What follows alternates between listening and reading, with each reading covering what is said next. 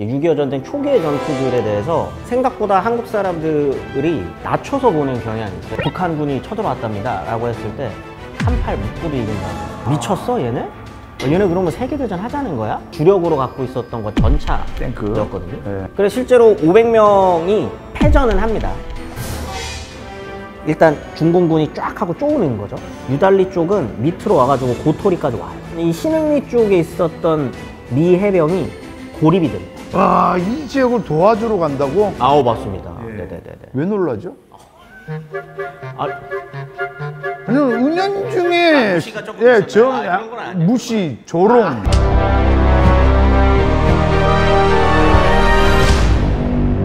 정영돈의 제목 없음 TV 빠라바라밤 티치미 빠라바라바람 티치미 빠라바라밤 빰빠밤. 오늘은 좀 의미 있는 주제로 찾아왔습니다. 의미 있는 주제인 만큼 의미 있는 선생님. 허나 제목 없음에 아픈 손가락. 왜 제가 아픈 손가락이죠? 우리 김재원 선생님 반갑습니다. 안녕하십니까. 아, 왜 제가 아픈 손가락이죠? 아, 조회수가. 아, 조회수는 그렇게 나쁘지 않았던 걸로. 아, 계속 체크하고 계십니다. 오늘 김재원 선생님을 모신 이유가 있습니다. 뭐죠? 네. 11월 11일. 무슨 날입니까? 유엔 참전용사 추모의 날. 참전용사 무슨 소리입니까? 네. 빼빼로데이 아닙니까? 11월 11일은 빼빼로데이로 예. 많은 분들이 기억하고 계시는데 유엔 참전용사 국제 추모의 날이라고 합니다. 그러니까 6.25 전쟁 때 우리나라를 도와주기 위해서 많은 나라들이 이렇게 참전해서 도와준 날이거든요. 그 도움받았던 이야기, 그리고 애초에 유엔군이 어떻게 창설이 되었고 그와 관련된 어떤 내용들이 있는지 오늘 함께 하도록 하겠습니다. 근데 저희가 잠깐 이렇게 자료를 좀 받았는데 저 이렇게 많은 나라들이 참전한지 몰랐어요. 미국 거의 180만 명이나. 그렇죠. 거의 주축이 됐었던 게 이제 유엔군의 주축은 미군입니다. 네, 영국, 캐나다, 터키, 호주, 그리스, 필리핀, 태국, 네덜란드, 콜롬비아도 있었어? 네.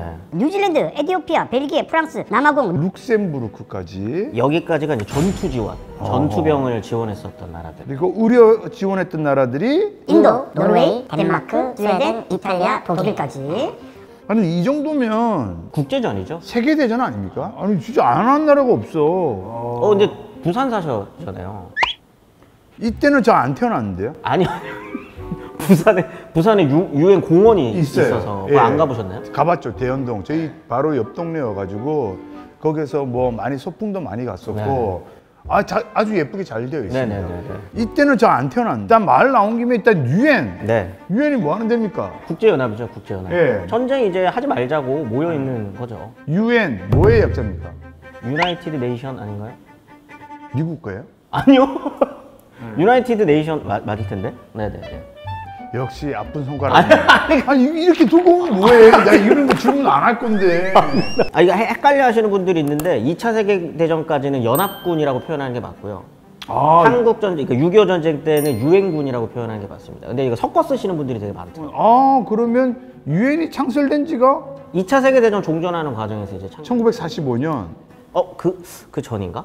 아하. 자, 바로 찾아보면 되죠. 작가님. 아픈 손가락. 자, 일단은 저는 스미스 부대는 처음 들어보거든요. 네네네네. 스미스. S-M-I-T-H. 그렇죠. 예, 스미스. 원래 그 대대장 이름이 성함이 스미스였나? 스미스 중령. 스미스 중령. 그럼 우리가 1950년 6월 25일 새벽 4시인가요? 맞습니다. 예. 네네네네. 왜 놀라죠? 아니, 은연중에 무시가 조금 있었나요? 그런 건 아니에요. 무시, 조롱. 조롱 아니요. 그러면 4시에 이제 그 북한의 침공으로 인해서 6.25 전쟁이 발발이 되었고 그때 한국에 미군이 있었잖아요. 없었습니다. 왜 그 45년부터 48년까지 미군정 시대가 있었잖아요. 그러면 그 48년 이후에는 미군이 전부 다 철수한 겁니까? 정확히 얘기하면 미 군사 고문단은 나와 있습니다.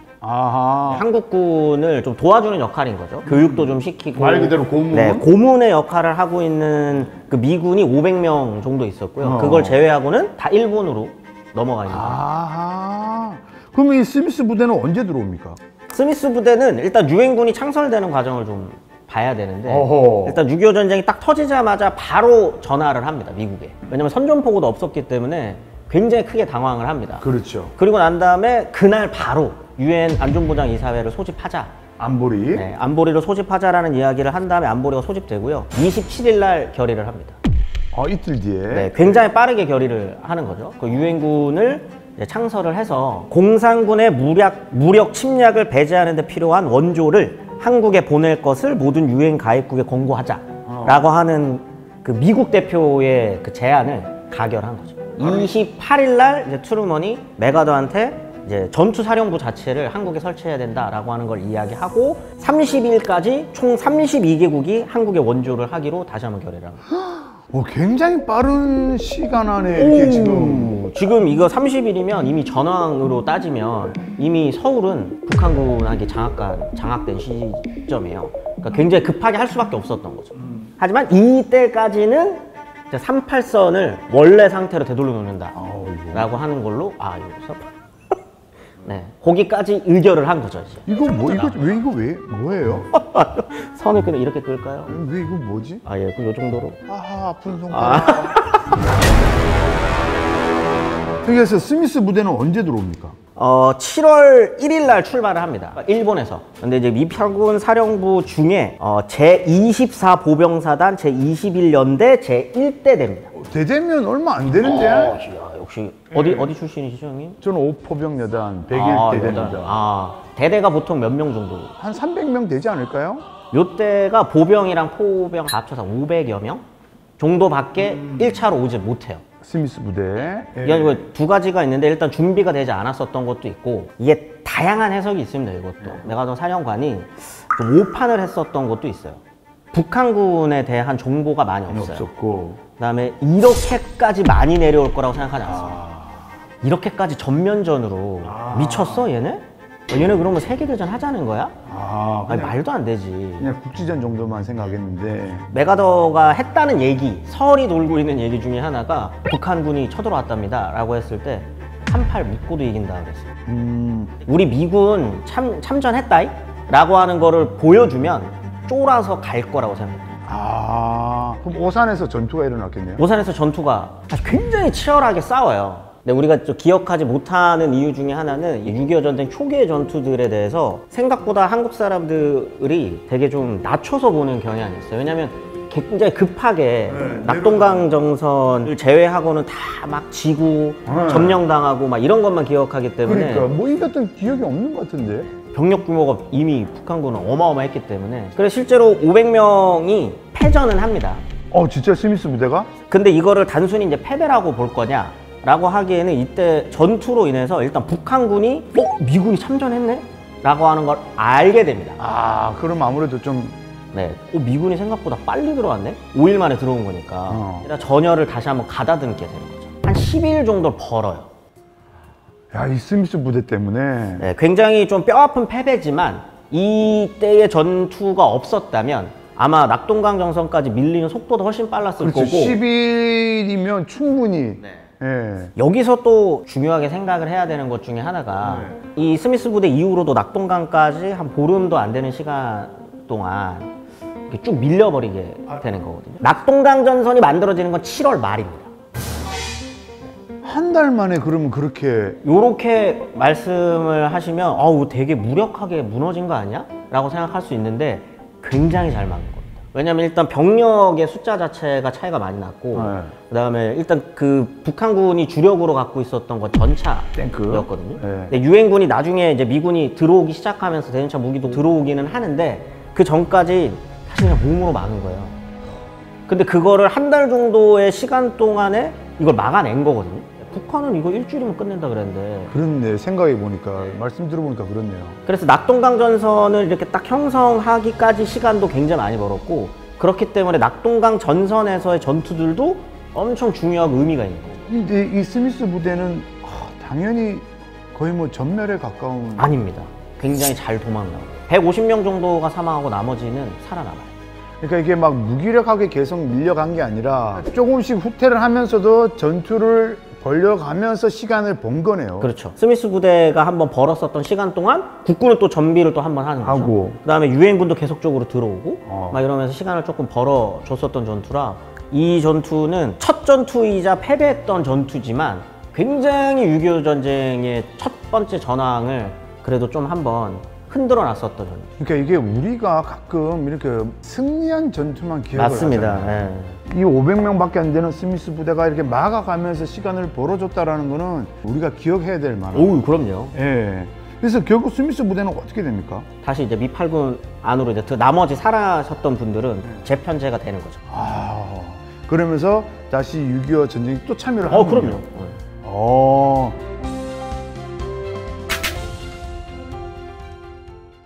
자, 그리고 이제 스미스 부대가 그렇게 항전을 해주면서 7월 말에 우리가 낙동강 정선을 다시 재구축할 수 있었고, 그다음에 인천 상륙 작전이 언제죠? 인천 상륙 작전이 이제 9월 15일. 9월 인 15일. 건데. 아니, 그러니까 제가 자세히는 모릅니다만 인천 상륙 작전이 굉장히 무모한 작전이었다라는 얘기를. 여러 가지 면에서 무모했죠. 여기가 서해 인천 가보셨죠? 조수간만의 차이가 너무 크거든요. 그러니까 중간중간에 아, 인천. 서해 가보셨죠? 아, 예.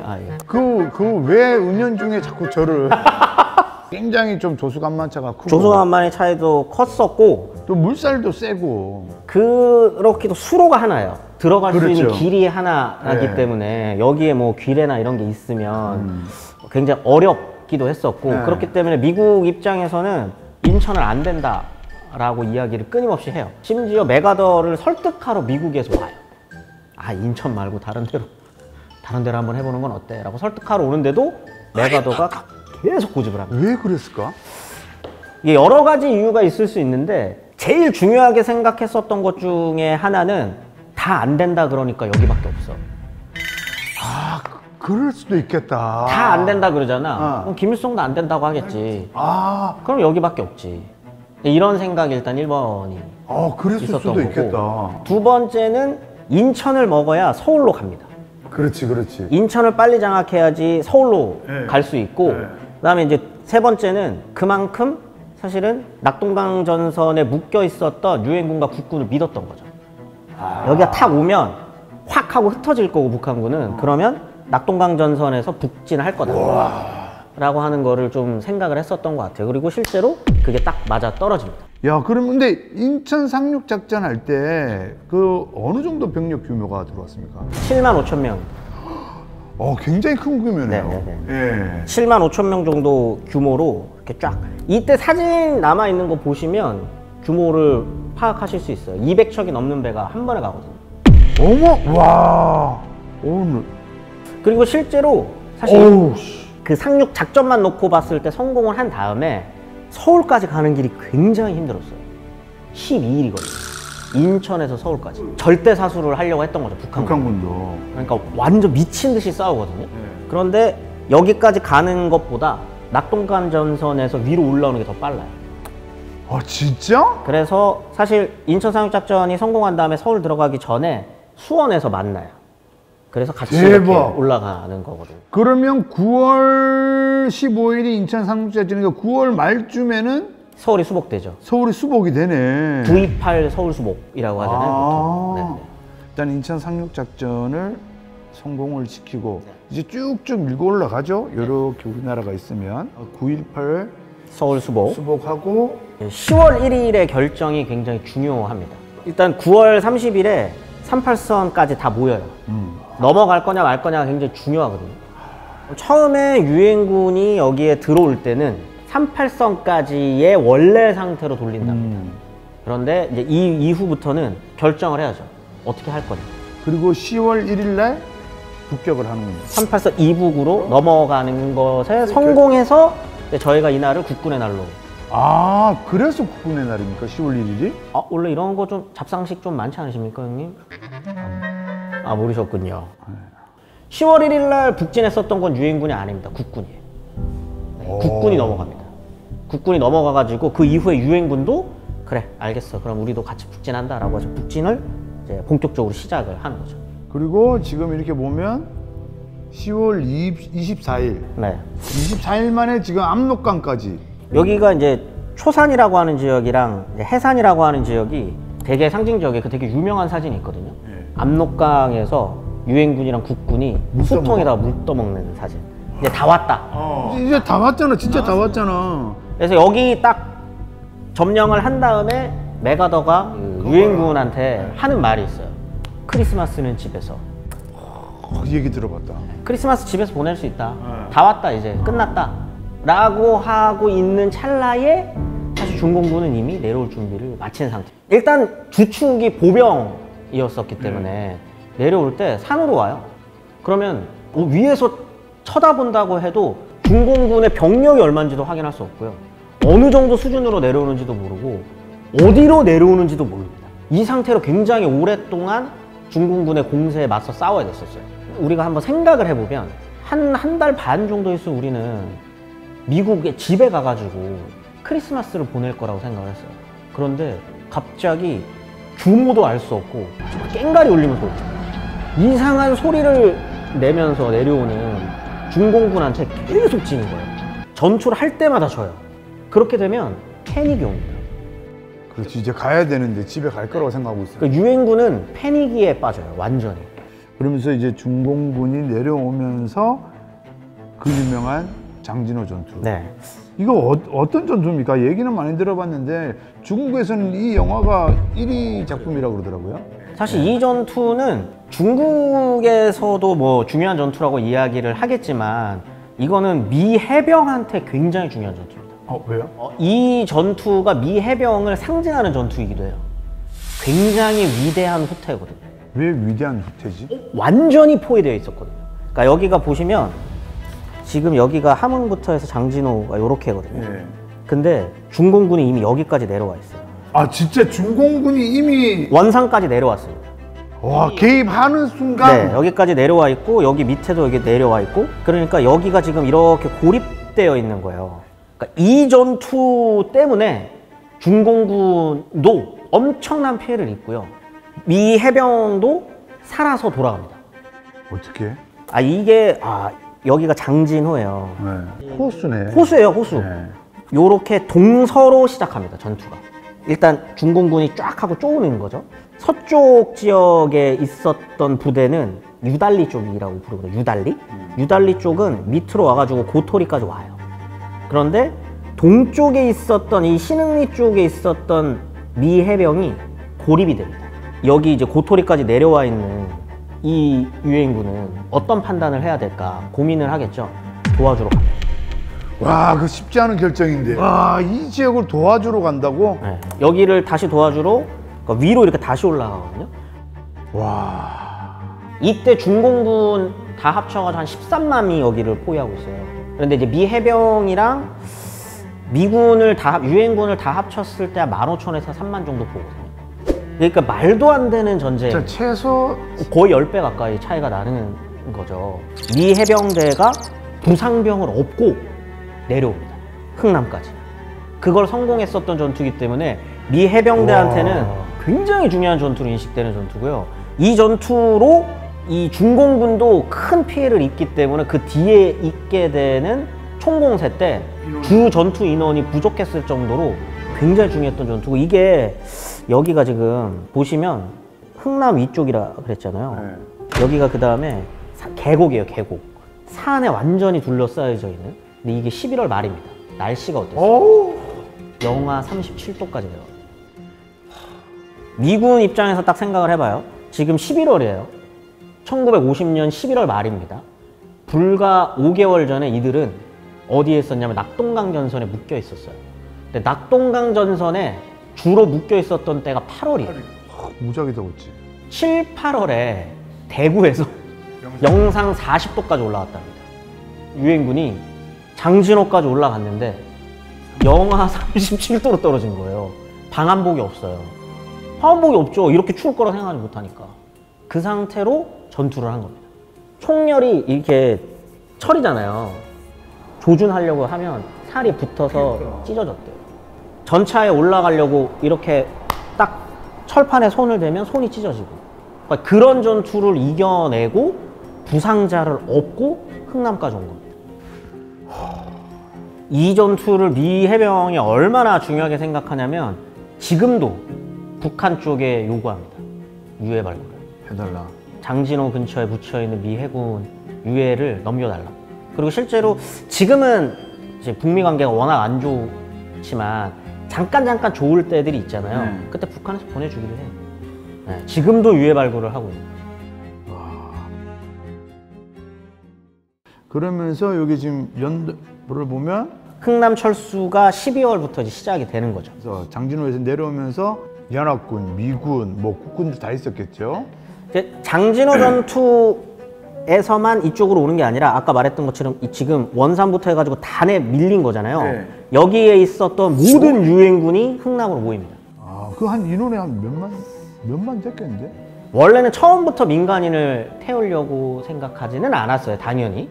그렇다고 그러더라고요. 군만 이렇게 네. 빼려고 했었는데 이제 흥남에서 대대적으로 후퇴를 한다라고 하는 얘기를 듣고 사람들이 몰려와요. 이때 몰려들었었던 한국군, 유엔군 병력 다 합쳐서 10만 정도였고 피난민이 9만 8천. 20만 명이 모여있네, 흥남에. 거기에 이제 차량들도 한 17,000대 정도 있었고 각종 물자가 35만 톤. 그럼 어떻게 했대? 배가 몇 대 있었는데요? LST라고 해군 이제 상륙정이거든요. 거기에 이제 주로 타게 되는데 상륙함만 한 5개, 6개 정도 있었고 민간배도 그 정도 있었을 겁니다. 한 7, 8개. 아, 그럼 진짜 무섭네. 오, 근데 여기에 다 타요. 20만 명이. 그러니까 이게 처음에 이제 민간인을 태울 생각을 안 하고 있었을 때는 LST만 가서 상륙함만 가가지고 이제 내려오려고 했는데 제가 그때 영화였나요? 어떻게 보면 그 있는 군수 물품이라든지 그 장비들을 다 버리고 민간인들을. 맞습니다. 처음에 이 이야기를 하게 되는 사람들이 몇몇 있어요. 네. 보면 영화 같은 데 이제 자주 나오는 게 이제 현봉학 선생님이라고 이때 이제 미군의 그 민간인으로서 고문관이셨던 분이 있거든요. 이분이 미 해병대 포니 대령한테 이야기를 해서 실제로 이 포니 대령이 중요한 역할을 합니다. 그래서 계속 설득을 하는 거죠, 상부에. 민간인들 태워야 됩니다. 이때 그 제일 많이 실었던 배가 제일 유명한 그 배예요. 그 메러디스 빅토리호라고. 김치 5. 아, 맞습니다. 여기에만 14,500명이 이제 실리는 건데 원래 정원이 얼마였을까요? 원래 여기는 사람들이 이만큼 실리는 정원은 아니고요. 여기 제가 알기로 여기 기름배예요. 아, 진짜? 기름을 유조선? 네, 그런 배였는데 이제 사람들을 여기다가 이제 끼워 태우는 거죠. 흥남 철수작전 하는데 흥남에서 어디로 갔어요? 흥남에서 출발을 해가지고요. 이게 하루 만에 있었던 작전이 아닙니다. 12월 내내 있어요. 그러니까 계속 가는 거예요. LST가 싣고 가고. 어디로 가는 거예요? 부산으로 가고요. 거제도로 갑니다. 한 달 내내 부산, 뭐 거제 이쪽으로 계속 실어 날라오는 거네요. 이 전쟁 이야기를 들으면 집집마다 영화 한 편씩 있어요. 그 영화의 사실 클라이막스가 되는 부분이 일사후퇴예요. 저희 집도 있거든요. 저희 할머니, 할아버지가 따로 계시다가 할아버지만 먼저 피난을 가셨다가 이제 일사후퇴 때 할머니도 같이 서울에 계시다가 이제 내려오시게 되는데 수원에서 만나셨대요, 우연히. 할머니는 담배 장사하셨고 할아버지는 떡 장사를 하셨는데 그 수원에 있는 그 시장간에서 예전에 같이 살던 동네 아저씨가 얼마나 돈을 많이 벌려고 둘이나 장사를 해? 라고 하신 거예요, 그분이. 그러니까 일사후퇴 때 헤어졌는데 일사후퇴 전에 헤어졌다가 일사후퇴 때 할아버지가 수원에 있는지도 모르고 수원까지 내려오셔서 그 동네 사람을 만나가지고 연결해줘서 만나셨어요. 근데 왜 이야기를 하냐면 이게 엄청나게 특이한 경우입니다. 왜 그러냐면 이때 이산가족이 제일 많이 발생해요. 근데 이 흥남부두에서 있었던 국지신의 첫 장면이 아버지 손 꽉 잡아라 막 이러면서 말하고 그 동생이랑 헤어지고 하는 게 흥남에서만 일어나는 게 아니에요. 전 지역에서 일어나고 있는 거예요. 그렇겠네. 그리고 난 다음에 한 번 서울을 또 중공군한테 뺏겼다가 다시 수복하고 또 한 번 뺏겼다가 다시 수복합니다. 그걸 이제 반복하게 되고 사실은 1951년 중순 정도가 되면은 전선은 고착화가 됩니다. 지금의 휴전선으로. 그 이후서부터는 사실은 휴전선을 두고 고지전을 이제 진행을 하게 되는 거죠. 자, 저희가 지금 6.25 전쟁에 대해서 지금 알아보고 있는데 아무래도 오늘 또 유엔 참전용사 국제 추모의 네. 날이니까 참전용사들에 대한 좀 또 스토리도 한번 좀 들어보도록 하겠습니다. 자, 일단은 메가더 장군 얘기를 서두에 잠깐 했습니다만 그렇게 돼서 어떻게 됩니까? 전쟁 휴전을 하고 전쟁 휴전을 하고요. 네. 갑자기 휴전으로 훅 가는 건가요? 메가더 장군 이제 할 얘기 다 했잖아요. 메가더 장군은 중간에 한번 교체됩니다. 누구로? 그때 교체됐었던 사람이 이제 리치웨이라고 이제 그 뒤로는 6.25 전쟁이 다시 참전을 하지 않았습니다. 이때 이미 나이가 70이 넘어요. 그러면 이제 그 해임된 이후로는 이제 은퇴를 하시고 네. 그리고 벤플리트 부자는 저 처음 들어보거든요. 벤플리트요. 네. 어떤 분들이죠? 워커가 이제 미 8군 사령관이고요. 아하. 워커 장군이 이제 안타깝게 돌아가신 다음에 그다음 미 8군 사령관이 되는 사람이 이제 벤플리트. 그럼 일단은 순서상으로 워커 장군을 먼저 말씀을 좀 해야겠네요. 네네네. 워커 장군 같은 경우는 일단 낙동강 전선을 완벽하게 이제 무너뜨리지 않고 사수했었던 걸로 유명한 사람이고요. 8군. 네. 또 이제 연설이 되게 유명하죠. Stand or die. 그렇지. 이라고 하는 생각을 갖고 있었던 사람이었고 낙동강 전선을 완벽하게 사수를 해냅니다. 이거 근데 굉장히 어려운 일이에요. 돌이켜 생각해보면 그렇죠. 전부 다 포위되어 있는데. 완전히 포위되어 있고 지금 북한군은 지금 사기가 엄청납니다. 요거 남았거든. 요거 남았으니까. 그 영화 고지전 혹시 보셨나요? 봤죠. 영화 고지전에서 유승용 배우가 네. 북한군으로 나오잖아요. 네, 신하균 배우한테 전쟁 초기에 그렇게 툭 하고 던졌던 말이 있어요. 탁 풀어주라 하면서 풀어주거든요. 어차피 이 전쟁 일주일이면 끝날 끼야. 나중에 이제 해방 조국에서 만나자 하면서 가요. 지금 그런 상태예요. 인민군은 그런 상태에 사기가 엄청난 상태에서 낙동강만 남겨두고 있는 이런 상황에서 유엔군은 조금씩 부산에서 들어오고 있는 상황. 근데 그거를 사수해냅니다. 그리고 인천 상륙작전이 성공했을 때도 쭉 밀고 올라와서 수원에서 만나서 서울까지 올라가. 그리고 그 이후로도 쭉 383 이북으로까지 진격을 하게 되는 거죠. 근데 제가 지금 정확하게 기억이 안 나는데 워커 장군이 한국에서 돌아가시지 않으셨나요? 맞습니다. 언제 돌아가셨나요? 1950년 12월. 그러니까 중공군이 막 넘어오고 장진호 전투니 흥남 철순이 이런 이야기들이 됐던 때쯤에 아들이 또 같이 여기에 참전을 했어요. 네. 워커 장군의 아들이. 근데 아들을 만나러 가는 길에 사고로 돌아가시게 돼요. 그러면서 그것을 이제 그리기 위해서 워커 힐이라는 지금 호텔을 만들 때 원래 워커힐 호텔이라고 하는 그 호텔 자체가 주한 미군이 여름에 휴가를 가야 되는데 다 일본으로 가는 거예요. 그러니까 이제 그때 당시 이제 박정희 정권 때였는데 왜 다 일본으로 휴가를 가지? 한국에도 좋은데 많은데? 라고 해서 그때는 한강이 지금처럼 이렇게 일자로 이렇게 탁 이랬었던 때가 아니어서 강수욕을 즐기는 데들이 몇몇 있었어요. 지금 워커힐 앞에도 그런 때가 있죠. 있었고 예. 근데 이제 워커힐 쪽은 여러 번 가보셨겠지만 그러지 않습니까? 네, 워커힐. 한 두어 번 가봤던 것 같아요. 워커힐에서 보시면 거기 서울에 여러 한강뷰 호텔들이 있는데 워커힐에서 보는 한강뷰가 되게 이뻐요. 굽이치는 게 이렇게 쫙 보이는 그럼 여기에 미군들이 머물 수 있는 호텔을 만들면 좋겠다라고 해서 거기를 지어놓고 이름을 뭘로 할까라고 고민을 하다가 이제 미군들의 휴양을 위한 곳이니까 그러면 미 장군들 중에 의미 있는 사람을 했으면 좋겠다라고 했을 때 워커 장군을 떠올렸던 거고 이제 워커 힐 호텔로. 야, 근데 만약에 내가 아빠라면 아들 전쟁터로 이렇게. 근데 미군들 중에 6.25 전쟁에 참전했었던 미군들 중에 부자가 참전한 경우가 굉장히 많습니다. 이게 어떻게 보면 전형적인 그 오블리스 노블리주 같은 거를 좀 지키려고 하는 모습인 거죠. 아버지가 여기 와서 있고 아들도 군인이면 당연히 참전을 해가지고 같이 무엇인가 모습을 보여줘야지 라고 하는 게 좀 되게 좀 배울 점이기도 한 거죠. 그러면서 워커힐 장군이 돌아가시면서 그 뒤를 벤플리트 장군이 미 8군 사령관으로 부임을 하게 됩니다. 워커와 똑같이 벤플리트도 아들과 아버지가 같이 있었어요. 저는 처음 들어보고 이분들을 왜? 오, 벤플리트요? 네. 벤플리트 굉장히 유명한 분입니다. 그 얘기를 좀 들어볼까요? 네. 벤플리트가 일단 한국에서 유명한 거는 4년제 육군사관학교를 만들었어요. 아, 육사를 만든 분이 벤플리트 장군이에요? 벤플리트라고 하는 인물이 되게 중요한 거는 4년제 육군 사관학교를 만들었다는 것도 있지만 이제는 중공군이랑과의 전쟁입니다. 그렇죠. 지금 이제 메가더는 이제 실각을 했고 퇴임이 됐고 네. 워커 장군은 돌아가셨고 리치웨이가 이제 연합군 사령관에 있고 지금 벤플리트가 미 8군 사령관이에요. 네. 이들이 이제 전투를 진두지휘를 해야 되는 상황입니다. 아하. 마치 워커가 낙동강전선을 사수했던 것처럼 벤플리트는 지금의 휴전선을 넘기지 않고 방어해낸 사람입니다. 아, 그러니까 계속 그래도 한 2년 넘게 공방전에 있으면서도 불구하고 38선을 끝끝내 지켜낸 장군이군요. 네. 아.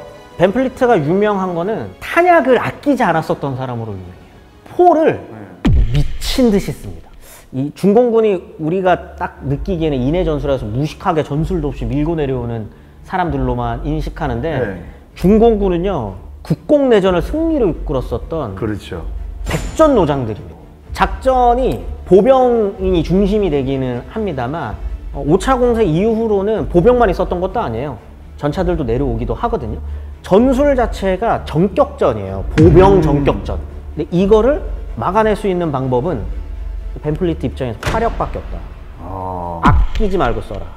근데 그것도 사실 미 의회에서 문제가 돼요. 다 돈이니까. 야, 다른 나라 전쟁이야 이거. 사실 전체 세계 정세도 보는 거지만 미 의회 입장에서는 미국 내 문제도 중요하잖아요. 그렇죠. 야, 지금 미국도 지금 문제인데 지금 다른 나라 전쟁에서 이렇게까지 뭐하러 하는 거야. 하지만 벤플리트는 그 말도 가뿐히 무시하고 계속적으로 탄약을 아끼지 않고 씁니다. 그러니까 그 중공군이 쭉쭉 밀고 내려오기는 진짜 힘들었겠다. 벤플리트 장군의 그런 결정이 있었기 때문에. 이것 때문에 기동전이 포기됩니다. 그렇죠. 전격전도 할 수 없게 돼버리고 사실상 지금의 고지, 휴전선에 있는 고지 중심으로 전쟁 자체가 딱 하고 묶이게 되죠. 이제 전황은 이렇게 해서 딱 묶인 거예요. 고지전으로. 그 다음에 벤플리트가 선택하게 되는 게 진짜 중요한 건 교육이다. 아. 육군사관학교를 4년제로 해가지고 체계적인 교육 시스템을 만드는 거를 딱 고안해 내게 됩니다. 근데 이거 부자. 그럼 아들은 또 어떻게 됩니까? 벤플리트 주니어라고 아들이 있었는데 이 전쟁에 같이 참전합니다. 아들은 공군이었어요. 참고로 이때 전황을 잠깐 얘기 드리면 51년 그 7월 정도 지나면서부터는 휴전선에 있는 고지전과 함께 미군이 되게 중요하게 생각하는 전술이 하나 있어요. 폭격입니다. 북한 더 이상 내려오지 못하게끔. 전방위로 다 폭격을 해요. 어마어마하게 폭격을 많이 해요. 여기 막 이렇게 막. 특히 평양. 사실 지금의 평양은 6.25 전쟁 이후의 평양이에요. 그 전기 안전이 그냥 초토화가 돼버려요. 90%가 쑥대밭을 만들었구나. 네. 그래서 이때부터 평양을 중심으로 대도시에 있는 그 북한 사람들은 지하 생활을 합니다. 벙커 생활해요. 밑으로 내려가서 지하에 도시를 건설해요. 지하 도시를 건설해가지고 낮에는 지하에 있고 밤이 되면 철도 고치고, 왜냐면 또 수송에 날라야 되니까 그만큼 폭격을 많이 하니까. 폭격을 어마어마하게 많이 합니다.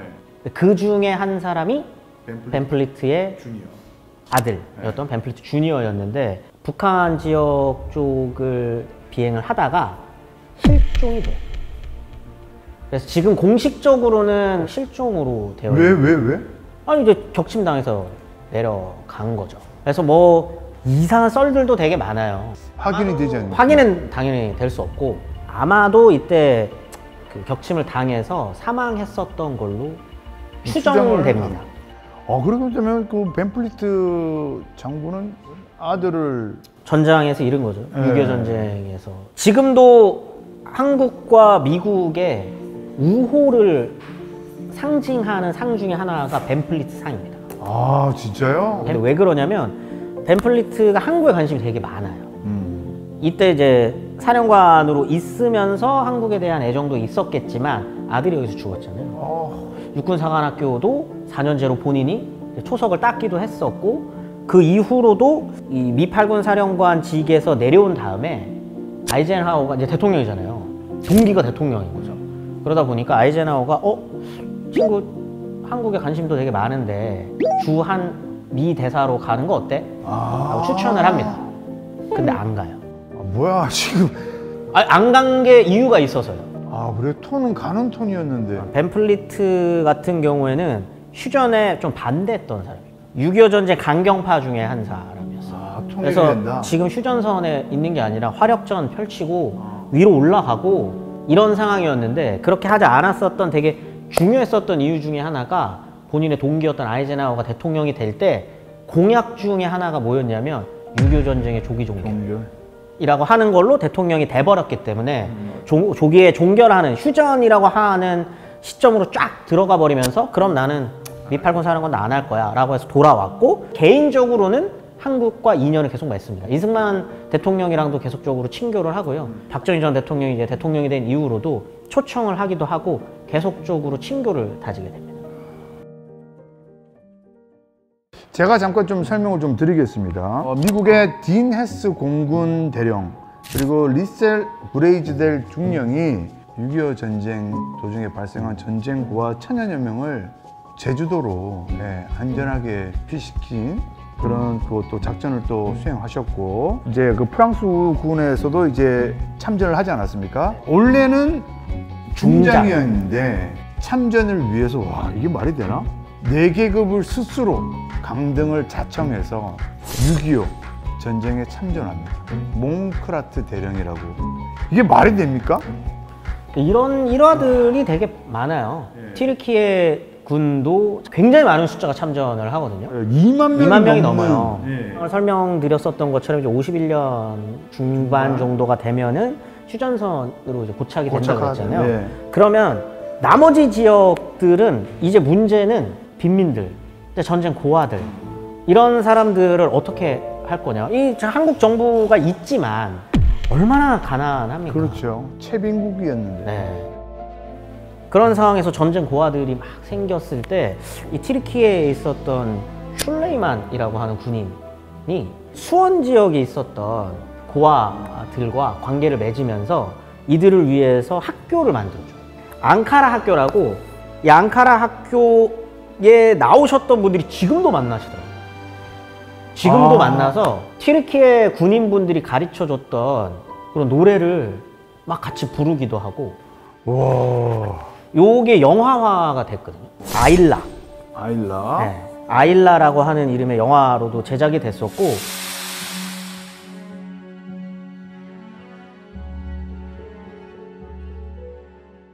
또 그 자료들을 보면 6.25 참전 미군들이 지은 또 가평 고등학교도 있고요. 많은 분들이 전쟁 후에도 전쟁 고아나 난민들을 위해서 피난민들을 위해서 굉장히 많은 도움을 또 주셨더라고요. 이분은 또 한번 얘기하면 꼭 좋은 분이 한 분 계셔가지고 네. 제임스 딜 중이라고. 제임스 딜? 네. 제임스 해밀턴 딜 아닙니까? 네. 근데 제임스 딜이라고도 부르죠. 미들네임이잖아. I'm sorry. I'm sorry. 이분은 인천 상륙작전 이후로 서울로 이제 진격을 하고 있는 겁니다. 서울로 쭉 진격을 할 때 12일 가까이 북한군이 엄청나게 강하게 맞거든요. 제일 좀 강했었던 전투, 좀 치열했었던 전투 중에 하나가 지금 합정동. 이 산을 넘긴 다음에도 이제 시내로 들어가야 되잖아요. 그런 문제가 있습니다. 북한군 같은 경우에는 어떤 건물에 어떻게 숨어 있는지 알 수가 없어요. 시내에서 전투가 벌어지는 거죠. 시가전이 벌어져야 되는 거잖아요. 근데 그럴 때 사실 미군 입장에서 가장 편한 방법은 평양에 폭격했던 것처럼 다 때려 부시면 됩니다. 네. 근데 중요한 게 서울에는 문화재가 너무 많아요. 그렇지. 경복궁, 창덕궁, 창경궁, 덕수궁. 근데 이제 덕수궁이 서울시청 바로 앞에 있잖아요. 그렇죠. 그러니까 여기를 빨리 점령해야 돼요. 서울시청을. 네. 그때 덕수궁 쪽에 안에 북한군이 숨어 있다는 걸 알면서도 이걸 폭격을 막았었던 사람이 이 사람. 제임스 딜 중. 이거 문화재다. 요 분 덕분에 덕수궁은 거의 그대로 살아남았어요. 저 그런 거 되게 막 울컥울컥하거든요. 문화재. 문화재 이런 거 되게. 그리고 윌리엄 쇼 부자, 그리고 랄프 퍼켓 주니어 육군 대령, 이런 분들도 우리 그 6.25 전쟁 때 우리나라를 위해서 많은 또 그 피와 땀을 흘리셨다라는 거 알려드립니다.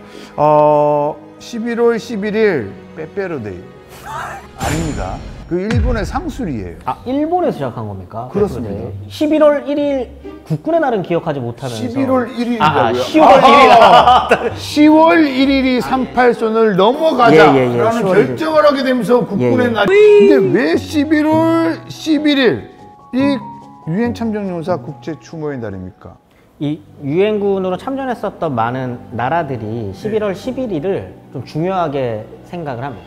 그러니까 1차 세계대전이 끝나는 날이 이제 11월 11일이기도 했었고, 그러다 보니까 거기에 맞춰서 그런 군인과 관련된 날을 여기에 참전국들은 많이들 이제 좀 기리는 날로 좀 맞추는 경향이 있어서 6.25 전쟁 때 참전했었던 유엔군을 기리는 날도 이날로 해줬으면 좋겠다라고 한국 정부에다가 요청을 해서 11월 11일로 된 걸로 알고 있습니다. 그렇죠. 우리나라 입장에서는 너무나 고마운 분들이기 때문에 분명히 이런 날은 꼭 필요하다고 생각합니다.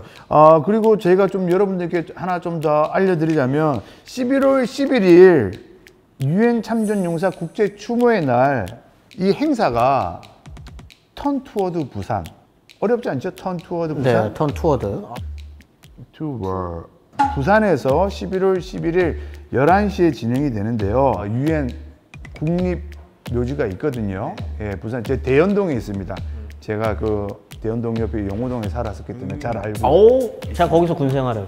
자, 턴 투어드 부산, 뭐 멀리서는 못 가더라도 혹시나 또 참여하시는 분들이 계시고 싶으면 이 내용 좀 참고하시길 바라겠고요. 참석을 못 하더라도 이런 행사가 있고 이런 날이 있다, 이 정도는 좀 기억을 해 주셨으면 좋겠습니다.